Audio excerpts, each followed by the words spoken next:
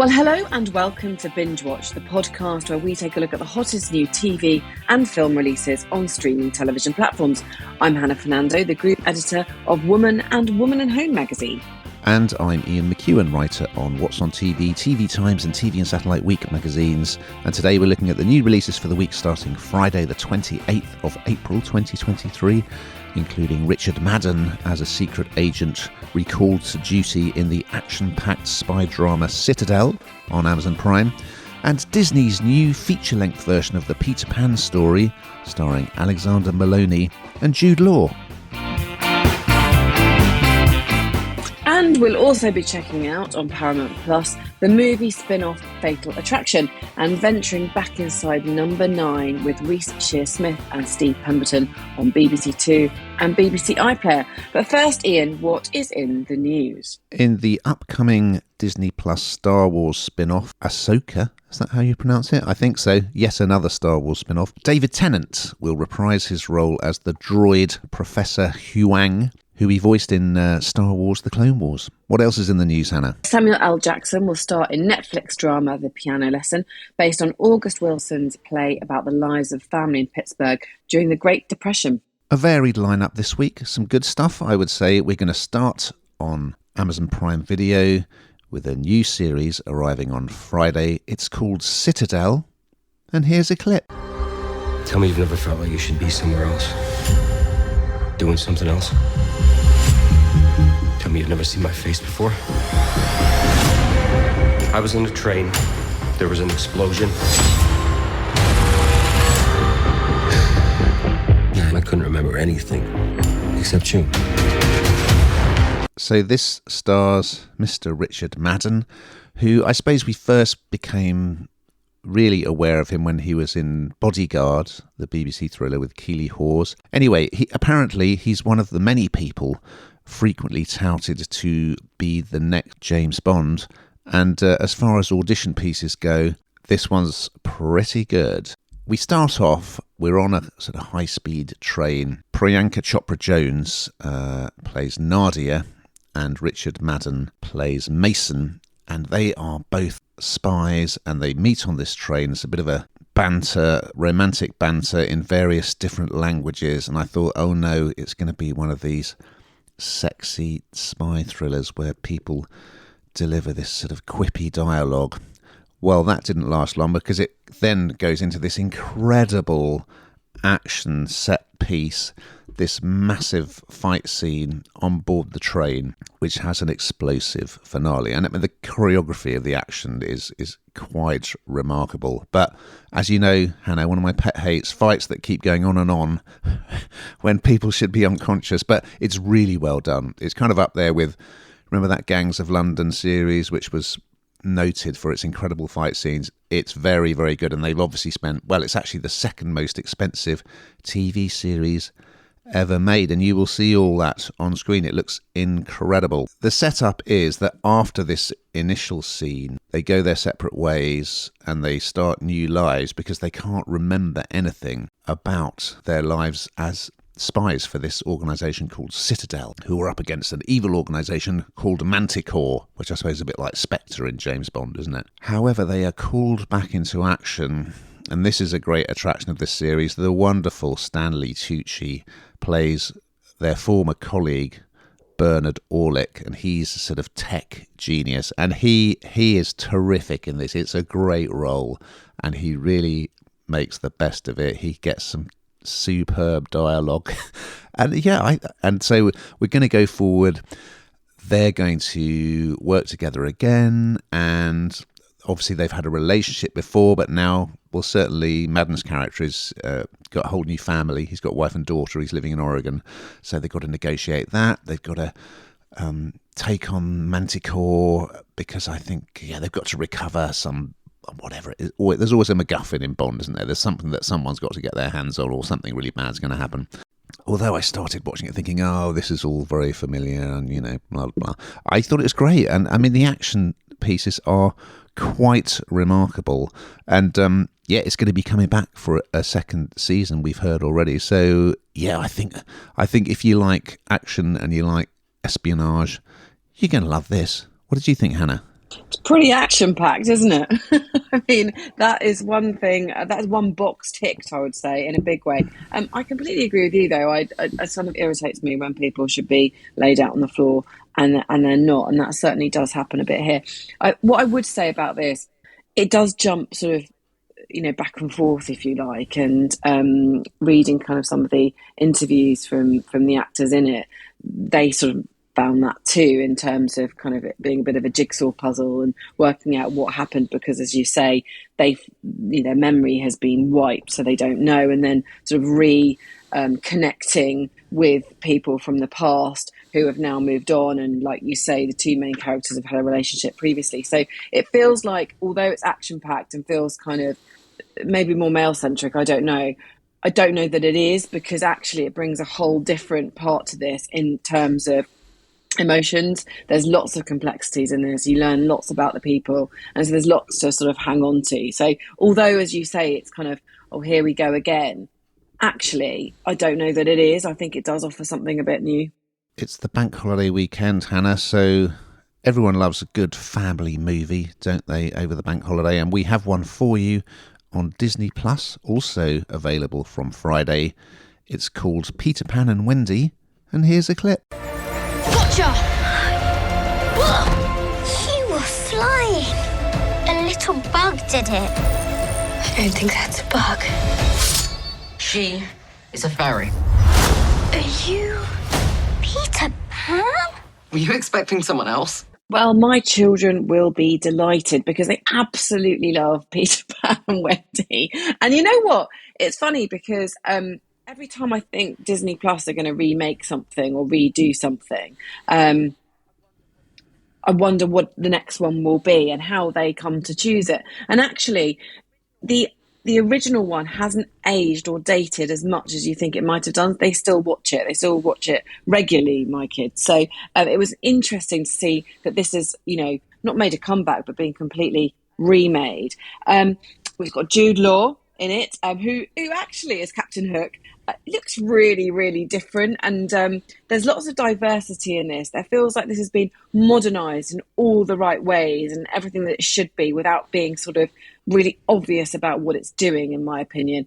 It is what it says on the tin. If you know the Peter Pan and Wendy story, then you'll know this. It doesn't really go off the page. It sticks with the story, and it's just a really lovely family film to watch. And as I say, I don't think, and I always worry with these things, that when there's a remake, it won't be so good. They'll miss things. It will be a bit woke, for want of a better word. It's not. I think it delivers on absolutely every single level. And because animation has got so much better, you can see, the stuff with Tinkerbell, the fairy, is so much more believable and so much more brilliant. So, yeah, I really enjoyed this. Ian? I wasn't particularly expecting to get into it because, I feel like I know Peter Pan pretty well and have seen it enough times. But I was transported to Neverland. And I think you're right. I think it really was, elements of it were very faithful to the original, but they've also updated it, but in a good way. And as you say, the animation or the CGI makes the flying sequences, and they do some incredible things with the pirate ship, and you've got the big crocodile. It's all done very well. Alexander Maloney is fine as Peter. I think Eva Anderson, or is it Eva Anderson as Wendy? She's terrific, and it is. The story is all about growing up, or not wanting to grow up, and not wanting to kind of. She's having to leave home, which she doesn't want to do. And then that theme is revisited, of course, with Peter and the Lost Boys and all these characters. So I thought Jude Law was excellent as Captain Hook. He was superb, I must say, because it's easy to really ham up that role and just to go full pantomime. But it's quite nuanced. I mean, he's very funny, for one thing. He can be scary. But there's also a lot of pathos to the role as well. And it goes into, I didn't really remember this element, it goes into the backstory of Captain Hook, which I didn't remember at all. And they do some amazing stuff with the ship, and there's a really satisfying conclusion as well. So there's just so many great ideas in the original story, aren't there? Starting off with Peter coming into the bedroom because he's trying to catch his shadow. It's great stuff, isn't it? So unexpectedly, I thought it was a real delight, and it's going to be one for the whole family.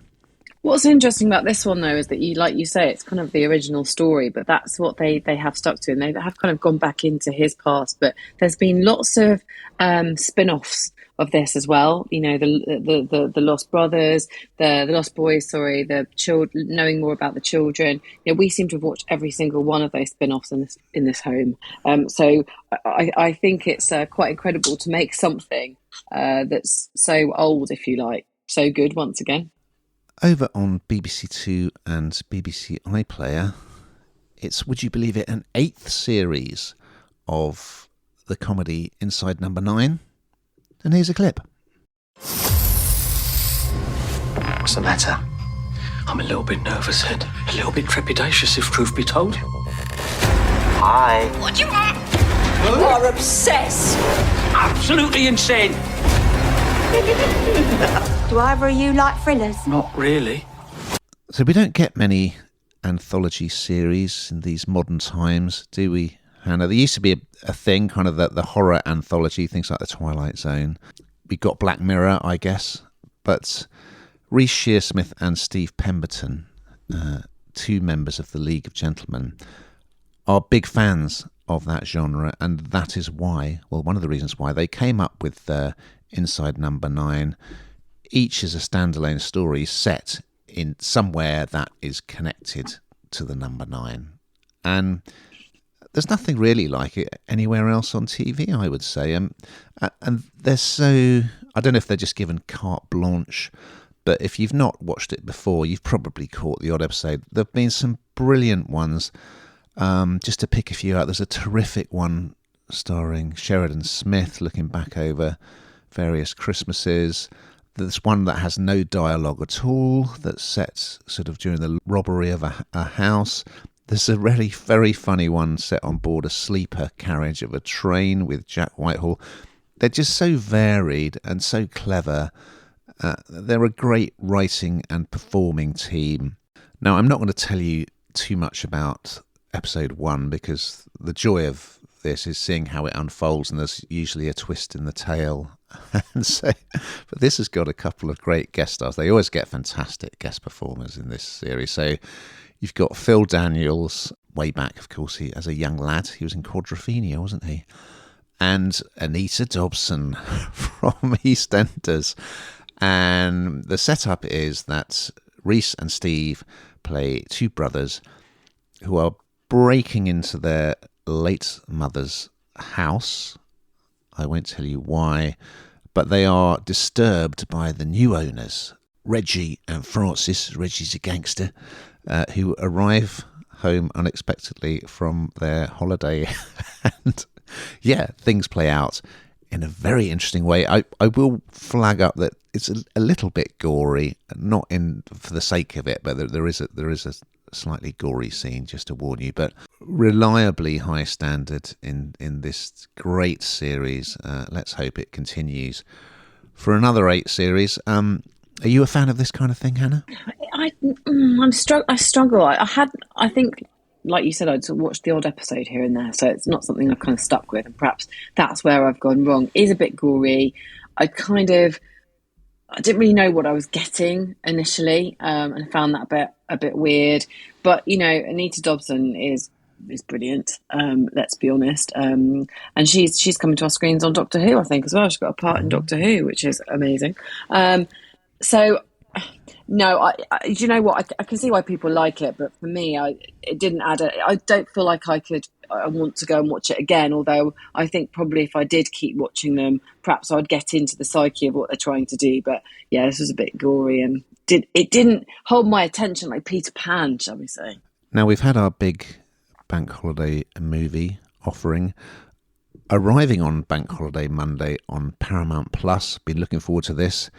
It's a spin-off from the classic film Fatal Attraction, and here's a clip. If you tell someone to stop calling you the 20th time you pick up, what you've taught them is that 20 calls is what it takes. I have to tell you something, Beth. I chose to lose control. I think this is probably it for us. I'm not going to be ignored. Yes, so this is not a film. This is an 8-part series, which I really have to say I enjoyed. And again, I go back to what I always say. When you have a remake, when you do something again, you always worry that it won't be quite as good. And the Fatal Attraction, which had Michael Douglas in originally playing Dan Gallagher in 1987, I was just a small child myself. It was a huge hit, although it sort of later came under fire for the way they portrayed Alex Forrest, this publisher who Michael Douglas, who Dan Gallagher had the affair with, who was played by Glenn Close. And this time round, it's just very different. Again, I go back to what I was saying before. It's just modernised the whole thing. And again, it doesn't feel like modernisation for modernisation's sake. It feels right. So, we know the basic storyline. I'm sure it's where the original term bunny boiler came from, because of course there is this fatal attraction between two people. But originally Alex Forrest, who I say was played by Glenn Close, and is now played by Lizzie Kaplan, you get to see her character. Before, it was very much he was the victim, he was the one that she had sort of got a hands in, a nails into, and wasn't letting go, and was just awful, and that confrontation in the house in front of the wife, and all those horrors. And this time around, you sort of see a bit more, he's a little bit more culpable too. And I think that that can't be a bad thing. So it's not just sort of rechurning the old story. It's just, of course, it sticks to the narrative, but it just gives you a little bit more of a insight into the two of them, and not putting all the blame at the woman's door, which is, of course, what happened first time round, pretty much. So I think this really captivated me. I thought it was really, really brilliant. I haven't watched every single episode, but from what I've seen so far, I'm hooked. And it's definitely one to watch. What did you think, Ian? Yeah, I thought it was very good. And like you, I did think, I hope they're not going to mess it up. But they've done a brilliant job, I must say. Joshua Jackson as Dan, he's a DA, and he's hoping to be promoted to become a judge, and he's just a super confident guy. He seems to have the perfect life. He's got a wife and a child, and everyone knows and loves and respects him. He's got a little bit of a Jeff Daniels vibe going on, I felt. But anyway, he's really good in this role. It's cleverly framed because we start with his character at a parole hearing. He's been in prison for a long time for killing Alex Forrest, and then it's going to flash back to when they very first met. They kind of meet in the courtroom for the first time, working together. And there's some great scenes. There's one particularly good scene that references back to the original movie. They're in a lift together, and you remember that scene in the lift where Glenn Close's character lived, that rather sexy scene. Well, they're in a lift together at work, and she's sort of saying, well, what would happen if I pressed the stop button? And he's had too much to drink, and the tension is palpable. It's really well done. So his life starts to slightly unravel because he doesn't get the promotion he wanted. Then he's involved in a car accident, and something just seems to change. And there's clearly this spark between them, and we're going to see how that plays out. But interestingly, he's trying to reconnect with his daughter when he comes out of prison, and he says to her in episode 1, I didn't kill Alex. So they've added that little bit of mystery as well as to what happened at the end of their relationship. So yeah, it's really well done, I gotta say. Thoroughly enjoyable. Pleasantly surprised. Now we've got to that time, Hannah, where we find out what you've been binge watching over the past 7 days. Well, it's been a busy week, but not too busy for I'm a Celebrity, Get Me Out of Here, which is set in South Africa, and we spoke about last week. Not enjoying it as much as I want to be, but there we go. It's just a bit different, and I'm not sure that the non-live aspect works. How about you, Ian? Fair enough. Well, on Channel 4 and All 4, I caught the latest show from Darren Brown. It's called Showman, and recorded in a theatre, and as ever, utterly mystified by the incredible things he does. And then for this show, it's kind of, the theme was his father died during the pandemic, so he'd kind of made that the theme of the show, kind of connections and relationships and memories. Yeah, very, very good, worth checking out. Now, we've just got time to look forward to next week's offerings. We've got some good stuff coming up next week. So what are we going to be talking about, Hannah? Well, I'm thoroughly looking forward to this. Netflix's stunning Bridgerton prequel, Queen Charlotte, reveals how Charlotte and King George first found love. And a community of survivors is forced to live deep below ground in the powerful dystopian sci-fi thriller Silo on Apple TV+. So we look forward to those and much more. But in the meantime, watching.